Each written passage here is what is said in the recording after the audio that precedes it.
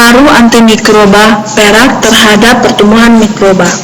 Presentasi saya kali ini saya ambil dari jurnal yang berjudul The Growing Importance of Materials the Proven Microbial Addition, Microbial Effect of Medical Device Containing Silver.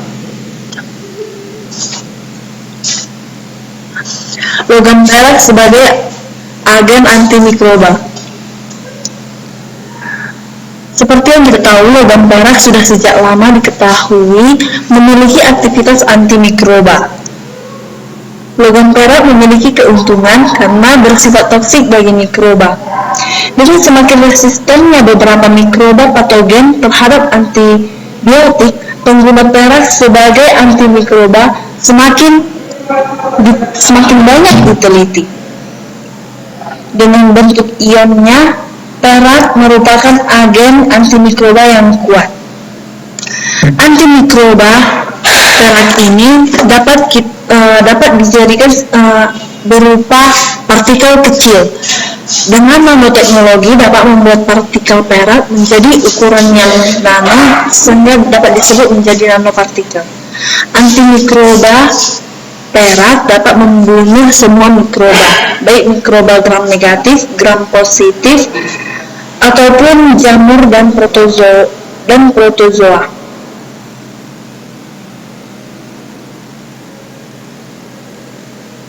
Kemampuan antimikroba perak antara lain disebabkan kemampuannya yang merusak dinding sel bakteri dan mengganggu metabolisme sel sehingga dapat menghambat sintesa sel dan metabolisme sel yang dibutuhkan oleh mikroba untuk bertumbuh. Selain itu, interaksi antara perak dengan sel akan merusak protein dan DNA si mikroba.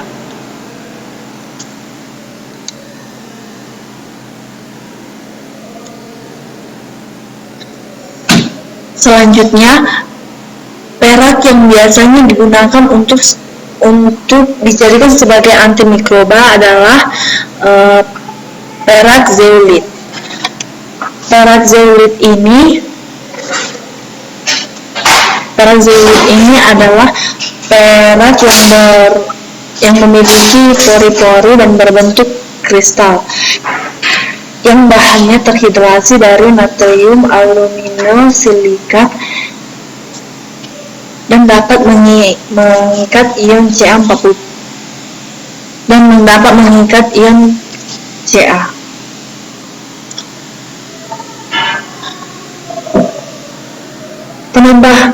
Penambahan zeolit lebih besar dari 25% dari yang biasanya mengakibatkan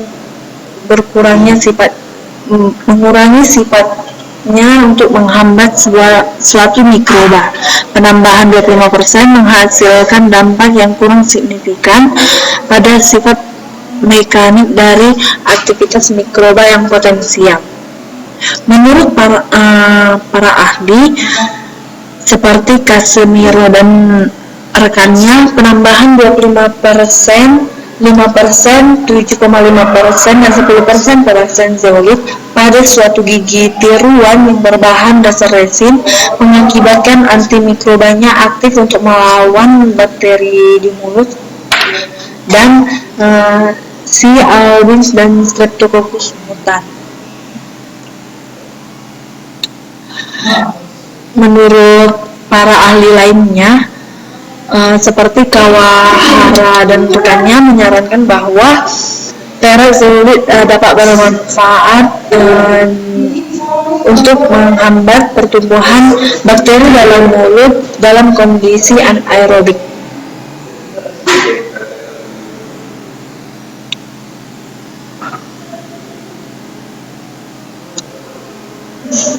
Yang kedua, perak yang digunakan adalah perak berupa nanopartikel. Menurut para ahli seperti Bakar dan rekannya, bahwa partikel yang memiliki ukuran lebih kecil akan menghasilkan hasil yang lebih efisien.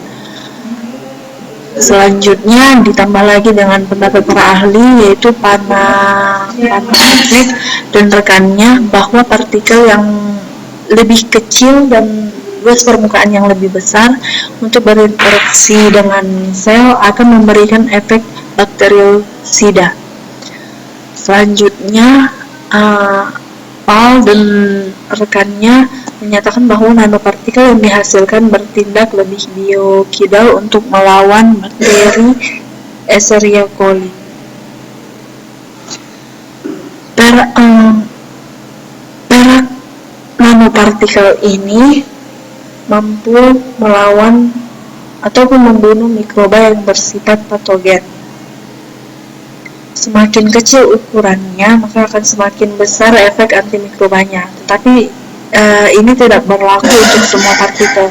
Belum tentu partikel nano tersebut memiliki stabilitas yang baik.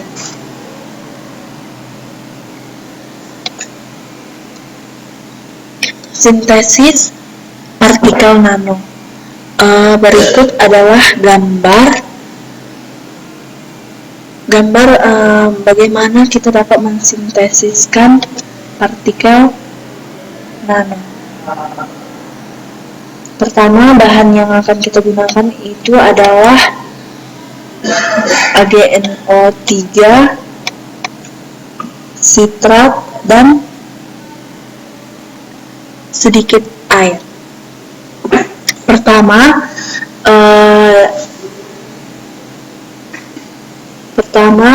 perak nitrat dilarutkan dalam air dalam labu berleher 3. Selanjutnya dipanaskan. Lalu larutan ditambahkan dengan trisodium sitrat 1%, setetes demi setetes, dan penambahan trisodium sitrat ini dilakukan selama proses pemanasan sambil diaduk dengan batang pengaduk ataupun magnetic stirrer sehingga larutan akan menjadi homogen dan larut sempurna. Hasilnya akan diperoleh larutan yang berwarna agak kuning. Kemudian proses pemanasan dihentikan dan larutan didinginkan pada suhu kamar, tetapi dengan tetap diaduk. Selanjutnya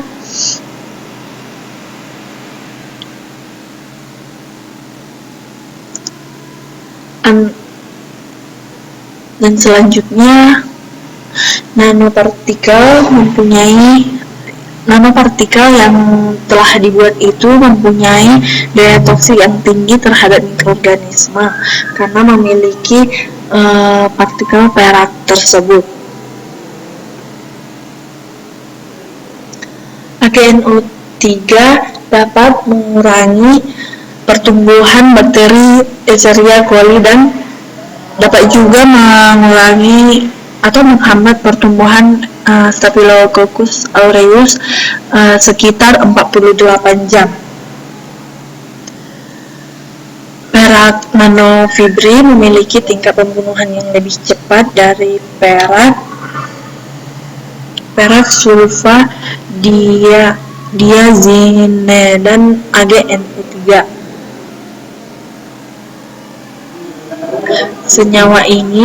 Senyawa yang telah dibuat tadi akan menyerang dinding sel mikroba, menyebabkan kematian pada sel bakteri. Dan senyawa itu akan berinteraksi dengan DNA bakteri, mencegah sel itu bereproduksi dan berkembang.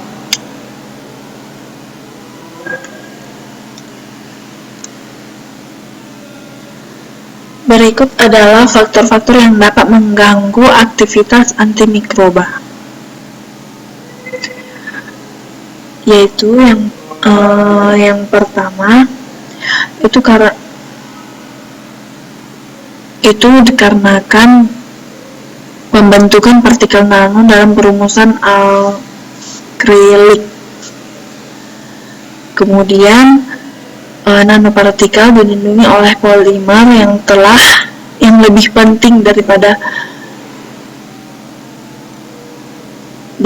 polimer lainnya, meningkatkan stabilitas nanopartikel terhadap agregasi, biokompatibilitas,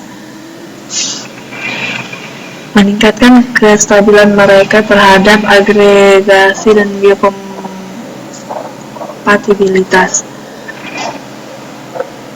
Ada 3 teknik yang telah dikembangkan untuk persiapan nanokomposit. Yang pertama, partikel nano dicampurkan dengan polimer atau partikel didistribusikan dengan matriks polimer.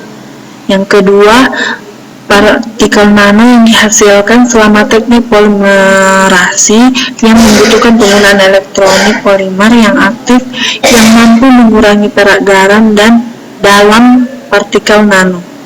Yang ketiga, dispersi dari partikel nano di monomer. Penghambatan pertumbuhan mikroba bergantung pada konsentrasi partikel nano.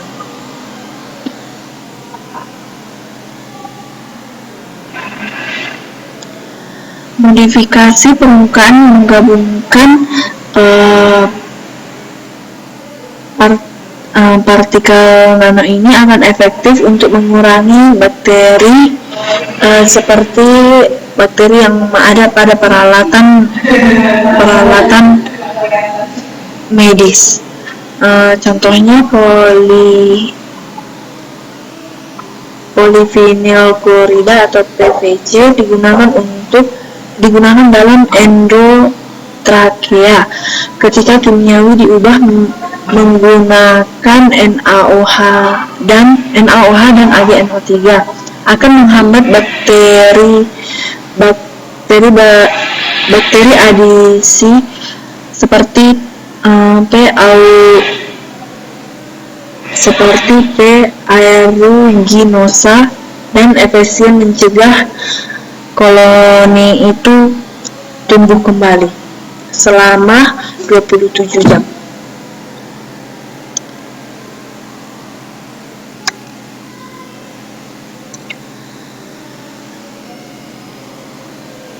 Yang ketiga, ada perakrilis. Perak ini dapat digunakan adalah cara alternatif untuk mengurangi bakteri edisi pada perangkat-perangkat medis pada perangkat-perangkat medis. Pelapisan yang menggabungkan agen dalam aktivitas antimikroba langsung efektif mengurangi bakteri adisi secara in vitro dan dalam beberapa kasus akan mengurangi efek dari di vivo infeksi terkait implan.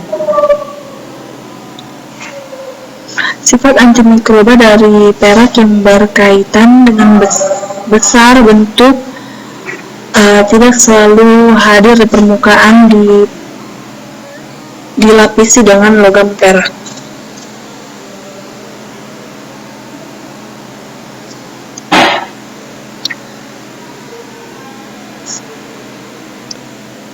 Selanjutnya, ada pembentukan biofilm.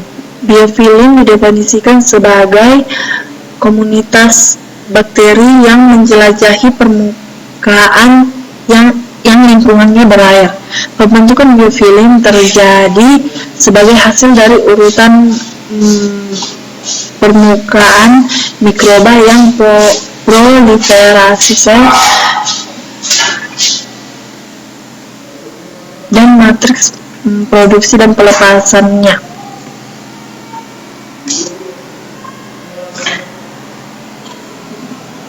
Biofilm mengandung cukup banyak jumlah polisakarida, protein, asam nukleat, dan lipid, bertanggung jawab untuk menjaga integritas struktural biofilm dan menjadikan matriks ideal bagi pertumbuhan bakteri sel.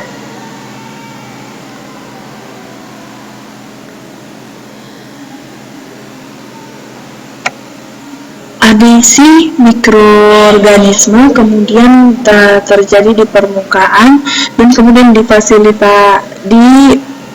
dibantu dengan bakteri signaling. Biofilm yang telah matang ditandai ketika bakteri akan menghasilkan zat polimerik ekstraseluler yang membantu dalam perangkap nutrisi dari lingkungan sekitar. Biofilm akan menciptakan lingkungan yang meningkatkan perlawanan terhadap antimikroba. Biofilm cukup banyak karena biofilm mengandung cukup banyak polisakarida.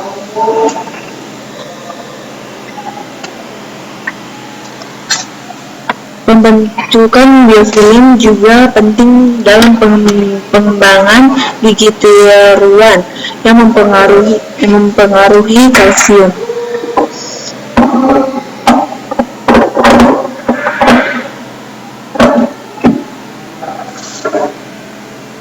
Bakteri C. albicans. Pembentukan biofilm adalah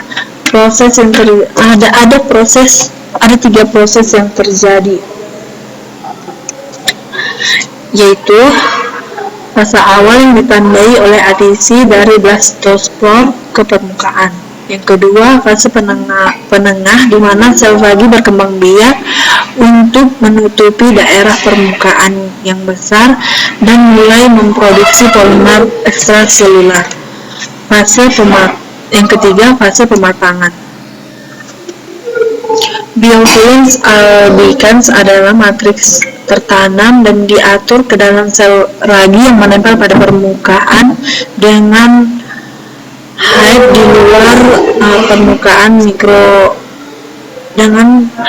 luar permukaan biofilm. Bakteri gram negatif berperan penting dalam logam biosporation.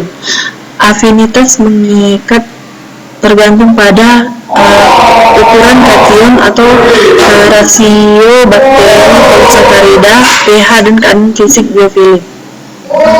Menurut para ahli seperti Harrison dan rekannya mengatakan bahwa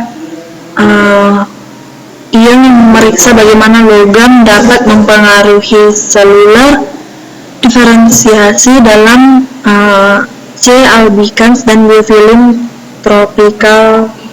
tropicalis candida. Biofilm dibentuk oleh Candida sp. Sel-sel biofilm dapat lebih resisten terhadap aksi logam sel-sel planktonik seperti Candida sp. Konsentrasi bakterisida perak diperlukan untuk membasmi biofilm antara 10-100 kali lebih tinggi daripada 10-100 kali lebih tinggi digunakan untuk membasmi bakteri planktonik. Dari presentasi saya ini, saya dapat menyimpulkan bahwa agen antimikroba perak telah mengajarkan sel alternatif untuk mengurangi bakteri adisi untuk mencegah pembentukan biofilm.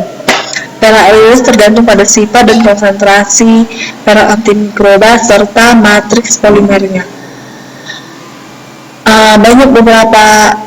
Banyak studi yang mempelajari mengenai mekanisme mengikat antara perak dan matriks polimer untuk membuat bahan biosida yang tepat.